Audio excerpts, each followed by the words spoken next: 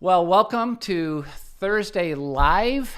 It's amazing how quickly our weeks pass, and it's been 7 days. But wherever you are in the world and whatever platform you're on, maybe it's YouTube or Facebook Live, I just want to welcome you to Thursday Live. And we're always trying to make it better. We're certainly always wanting it to be a special, marked moment in your life because you've set aside this time. So whether you've come home from work and you're engaging, whether you're just finishing a meal or engaging, whatever you're doing, I just want to thank you for joining me on Thursday Live. And it's my goal to just give you a few moments to break away from all the things that have been causing gravity in your life and challenging you, and to encourage you just a little bit to focus on Jesus. And so that's what we're here to do, Thursday Live. And if it's your first time, welcome to Thursday Live. I'm Brad, and I'm just excited to have you and everyone else with us. And I have to tell you, I get to monitor all the comments of what goes on Thursday Live. And I just have to tell you, it's always encouraging to me to see all of you that aren't just gathering together this way, but you're connecting.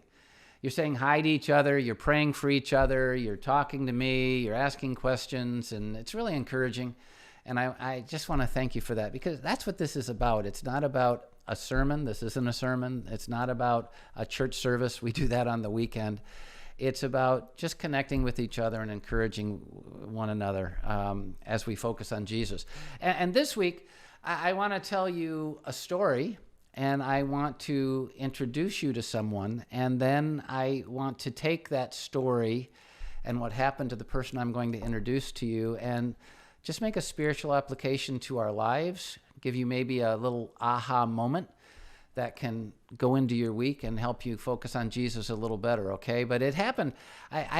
There's nothing I love more in my life than family. And for those of you who know me, I'm married to Roxanne, been married for 41 years to my precious wife, and we have 3 adult children.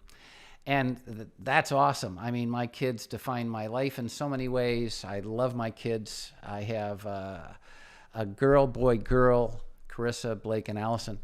But what I never expected was that my grandkids would add so much size to my heart. I mean, I thought nothing could get better than having kids. And then I had grandkids. And here's the wonderful thing about grandkids. It's all privilege and no responsibility, so it's even better, right? But this story involves one of my grandkids, and we love Mackinac Island. If you're not from Michigan, obviously Northridge Church, the church I pastor, is in Michigan. I've lived in Michigan most of my life. I was born in Michigan, and we Mackinac's in the Upper Peninsula of Michigan. It's between the Upper Peninsula and the Main Peninsula. You have to take a ferry boat to it, and we love it. It's just a very special place. If you don't know anything about it, you should Google it, because it's one of the few places on the planet where they don't allow automobiles. Transportation's all done with horses and carriages and, of course, bicycles and those kind of things. And it's just a very special place. It harkens back to the days before automobiles. And in fact, we love Mackinac so much that my son Blake got married to his wife Nina on Mackinac. And I had the privilege of doing that ceremony. And it was a very small, intimate gathering with just the families of Blake and Nina.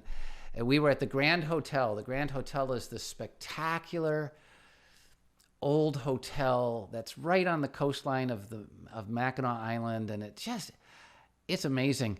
In fact, if you've never seen it, you should look at the Christopher Reeves movie called Somewhere in Time. It's all based upon the Grand Hotel. But one time we were there with our kids and grandkids and kind of walking through the streets of Mackinac, and my granddaughter Nola was about 4 or 5 years old, and we're hanging out with all our kids. But if you know anything about these kind of spaces, you know, the adults, we're watching fudge get made, and nothing like Mackinac Island fudge. And we had, there are different stores to go in, and people are all over the place. And we were all supposed to be each looking after a kid, but we looked away. I don't know. I think we got caught up in watching the fudge being made or something, Murdoch's or something. And it's an interesting process.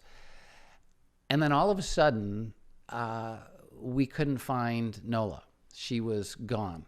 And I mean, 4 or 5 years old, it was scary, scary, scary to us. Obviously scary to her. But somehow, some way, the police on Mackinac Island found us. And I can't remember exactly how that part of the story went, whether they found us, I believe. Did you lose a little girl or whatever? And we ran to the police station, and there was our little Nola. And she was sitting in the police station with police all around her, and she was crying, we were crying, and it was like, wow, thank God we found our little girl. But ever since then, it's been the family joke that Nola got arrested and was thrown in prison when she was only 4 or 5 years old. So, with that being the story, I want to introduce you to my granddaughter, Nola. And this, I have to tell you, as I introduce her to you, she is the very first grandchild that I've ever had on my Thursday Live with you who could talk. I have had little Bradley and little Benny. They can't talk yet on, but never a grandkid that can talk. So she'll be the first one that can talk. And she's the very first convict that I've ever had on Thursday Live. So with that, would you please welcome my granddaughter, Nola. Nola, you're on. Hi. Hi. It is absolutely awesome to see you. There's no way I can look at you and not smile. How you doing, baby? Good. Well, I'm I'm great, thanks. And I know you were able to listen to what I was talking about just now, but I just told them the story about you getting arrested and getting thrown in the slammer. Yep. And we have, I mean, you're like almost 10, you're 9 years old, and you have put up with for about 4 years or 5 years the story about being arrested and thrown in the slammer. How do you feel about that? I feel pretty good about it. Yeah, well, it's fun, right? Yes. Yeah. Well, as you know, even though you've been put in prison and you've been arrested, we still love you, right? Yes. Okay. Actually, let's go back to that story because, you love Mackinac too, don't you? Yes. I mean, the ferry ride over and carriage rides and all that stuff. And it was cool seeing Blake and Nina get married there, right? Yeah. So, but let's go back to that day. What happened as you remember it? I mean, you're with us and everything's okay, and then all of a sudden you're not, and it was a scary moment. What happened as you remember it? I remember I was just looking at the horses while you guys were just like looking through the fudge on the glass, and then all of a sudden you guys were gone. I started crying, and then people on the bench called the police, and then they all came. And then they asked questions, and I was just crying, and I'm just like, I don't remember, I just want my mommy. And so then I just wanted to go see my mom, so I tried to walk away and stuff, but then they took us and took me to the police station. Yeah, did they put you in handcuffs? No. So they didn't tackle you, put you on the ground or anything, they just took you to the police station? Yeah. Okay, and what did they do at the police station? Well, I tried to answer more questions because they were asking. I remember them giving me stickers because I was so young and loved them. But yeah, we were in the police station, and they were asking questions. Okay, so you had to answer a bunch of questions about I was with my mommy and Pop-Up and Nani and whatever. Yeah, and your daddy. Did they give you anything? I mean, I don't know why I remember this, but did they give you cookies or candy or fudge or something like that? Do you remember that? I don't remember. I don't know. I don't remember that, but I remember having stickers. Like they gave me stickers with to just make me happy and stuff. But I don't Okay. remember any treats. Yeah. By the way, I think I messed up your age because you're already 10, right? Yes, I'm 10. Yeah, I have 7 grandkids. I don't have a clue. I mean, whatever, right? So I'm an old guy. So sorry about that. Okay. But so I saw your face when I said it, and I started calculating in my mind. I think I said something wrong. You're very nice. So, but the truth is, the police helped you and were really, really kind to you, right? Yes. And do you remember? Do you remember how it happened? Did they go out searching for us, or did they come back? And did we come in? Do you remember how that happened? I'm just curious. I remember mom and dad, well, everybody was like walking around and they're like, have you seen my daughter? Have you seen my daughter? And they walked to the police station and they came in and they found me. They said they had, and then we had to get a lawyer, didn't we? And we had to go to court so that they could get you out of the prison cell. Is that how that happened? No, I did not. All right. Well, Nola, I love you very, very much. And I'm very, very grateful that God gave you to me as my granddaughter. But more than anything, I'm really glad that you were safe in that experience. Mm. It can be a dangerous thing when parents and grandparents take their eyes off their grandkid, and when the grandkid starts looking at a horse and kind of gets lost, it can be a scary thing, right? Yes. So I'm really glad you're okay. But more than anything, thank you for joining us on Thursday Live. I really appreciate it. You're welcome. Okay, baby doll. You have a great day, and we'll see you soon, okay? Bye. Bye, honey. See ya. All right. Well, that's my granddaughter, Nola. And I just absolutely love her to death. And she is a big, important part of my life. Just so you know, I have, for those of you who are new to Northridge, we have a very, very special second camera on Thursday Live, and it's the Lincoln Cam. And so for all of you Lincoln lovers like me, I'm going to show you Lincoln's right there at my feet. He was sitting enthralled with the story of Nola and Nola's interview. But I just want you to know it's just a very, very important thing that we understand that real life offers all kinds of reminders and encouragements and warnings and lessons that can engage us as it relates to the quality of our lives, and more than anything, even in our spiritual lives, if we think beyond the experience. And as I was thinking this week about Thursday Live and my own spiritual life and my own spiritual situation, this story, in fact, I think it was my son Blake actually brought up the story, and it was like, oh my gosh, that is such an important spiritual reality that is there. And I don't know if you've already gotten it, but you probably have. But can I just tell you before I get there, it is an unbelievably heartwarming thing to be able to include in this personal forum, Thursday Live, someone that I love so much like my granddaughter Nola. It's just really an amazing thing. And if you're a parent or grandparent, you know what that's like. But I need to remind you that though we can forget this, it's how God feels about us. I mean, God's heart beats fast for us. God's heart is enlarged for us. God, when he sees us, when I saw Nola in that interview just now, I couldn't help but smile. I mean, I adore her. And that's how God feels about us. That's how God feels about you.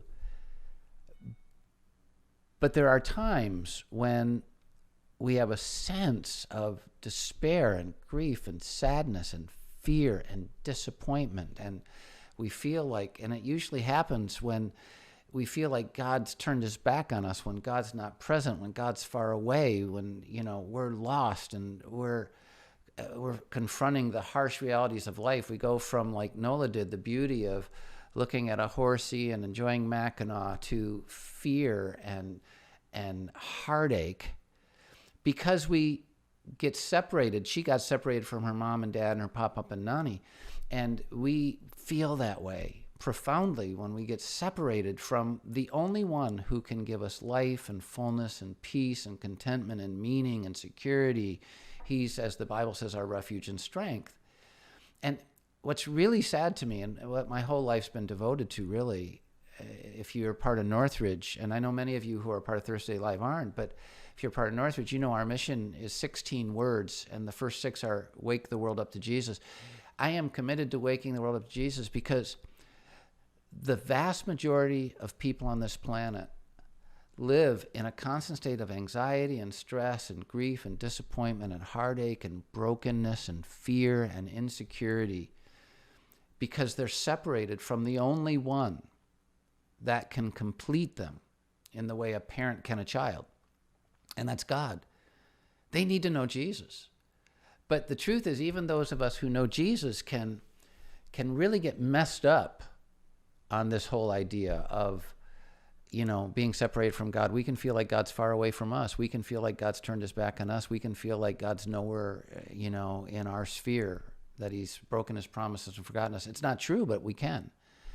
And what I just thought I'd like to encourage you with, remember, this is Thursday Live. It's about just taking a breakaway moment from all the things that plague us and, bombard us, and reminding ourselves of the truth, which can set us free. And I just really, really want to remind you of the point.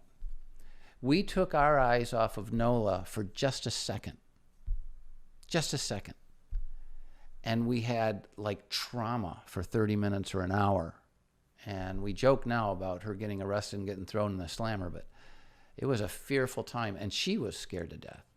But the spiritual application is that this is exactly what happens to us spiritually in our relationship with God, in our life here, because in a second, we can take our eyes off of Jesus and get lost, get disconnected.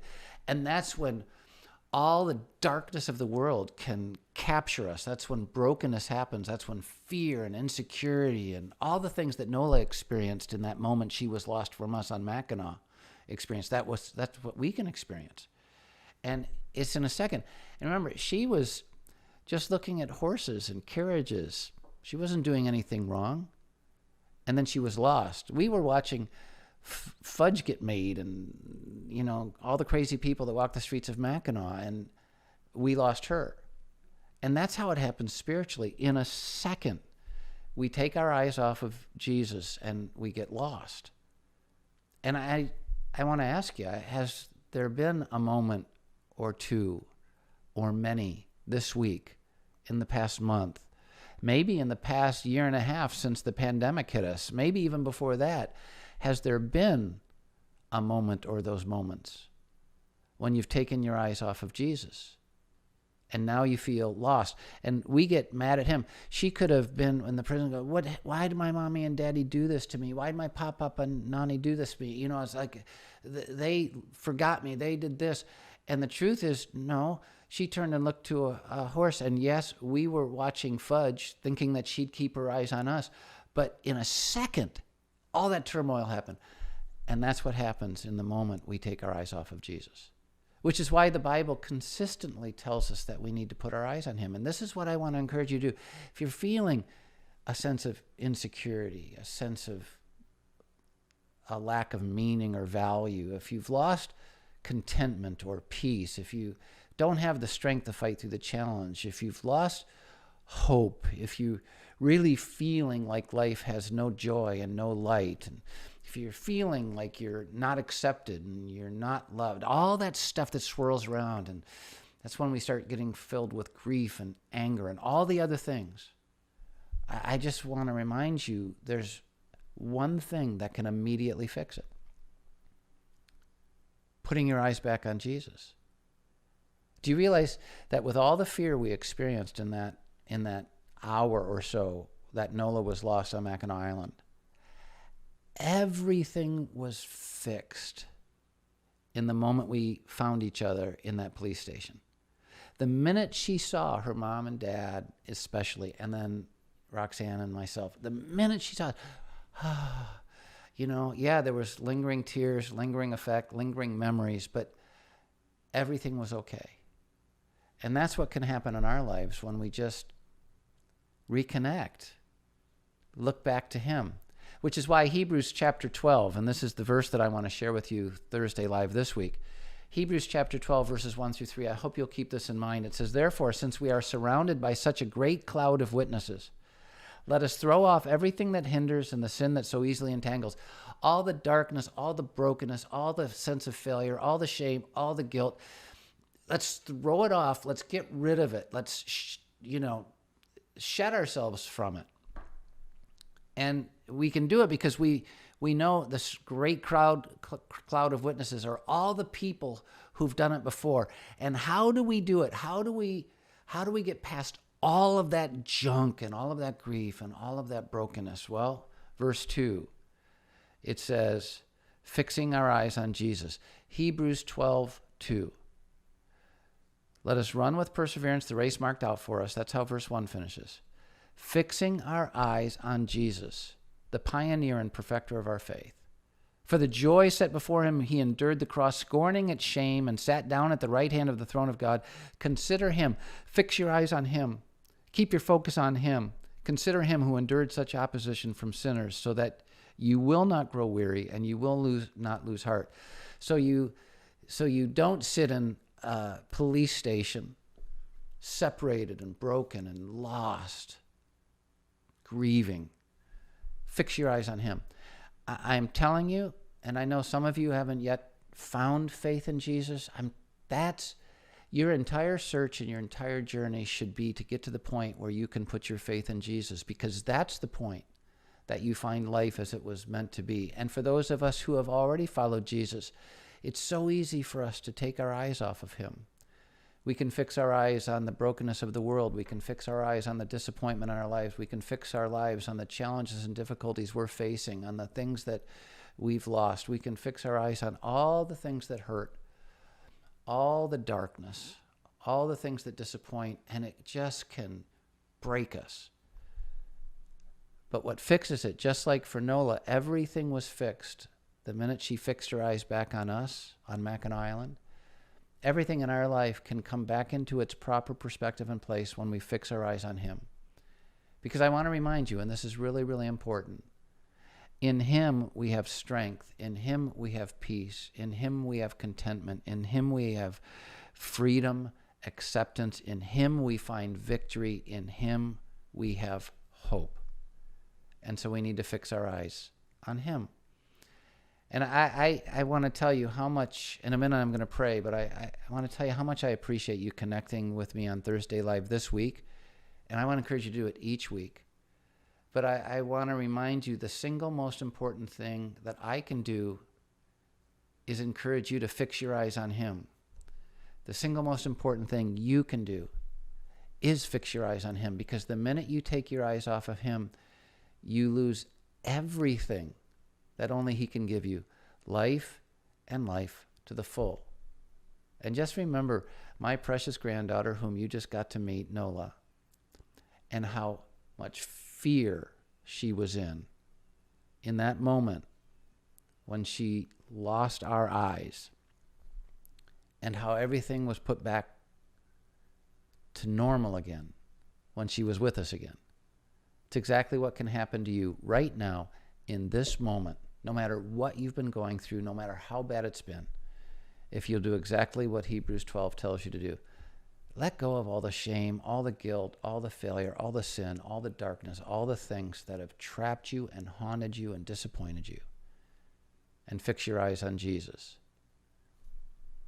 And he'll put everything right. Now, that doesn't mean everything's going to go perfectly. It doesn't mean the sun will always be shining. It won't. It doesn't matter. When you have your eyes fixed on him, that's what makes life complete. Nola doesn't care if we're on Mackinac Island or we're on vacation or we're at home or what's going on in life. If she's with us, life's great. And that's how it should be with us and God. Fix your eyes on Jesus. And that's my prayer for you this week. That's my encouragement to you. Can I pray for you? Fantastic. God, thank you so much that in Jesus we have everything we need. Jesus, because you died on the cross for our sin and guilt, we no longer have to carry the shame and the guilt of it. We can take it off. We don't have to live in the grief and brokenness and darkness of our lives. When we look to you, we can experience forgiveness and grace. And when we look to you, we can find strength and peace and contentment and meaning and beauty and hope and everything else only you can give. And so I pray for each one who's taking part in Thursday Live right now.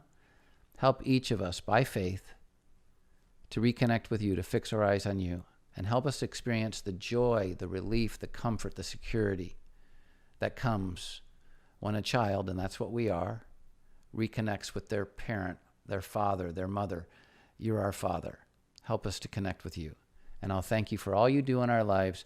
Be with each one who's been a part of this Thursday Live. Fill their life with grace and meaning, and let this moment in time be an encouragement to them. And I'll thank you for it. In Jesus' name. Again, I thank you so much for joining me on Thursday Live. I hope you enjoyed meeting Nola, my precious granddaughter. She's awesome. And Nola, if you're watching, thank you so very, very much for being a part of this. It was a blast having you. And more than anything, I hope that you'll stay connected with us. Don't forget, this weekend, we're continuing with the Northridge Summer Series. I hope you'll be a part of it. It's a great series. God's doing a lot of things in a lot of people's lives, but the only way we get impacted is if we attend. So I hope that you will.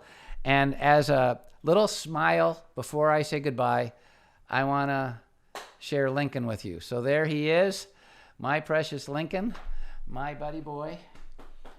There he is. Look at that. Thanks for joining me, everybody. I appreciate it, and I hope you have a great, great week. See you this weekend.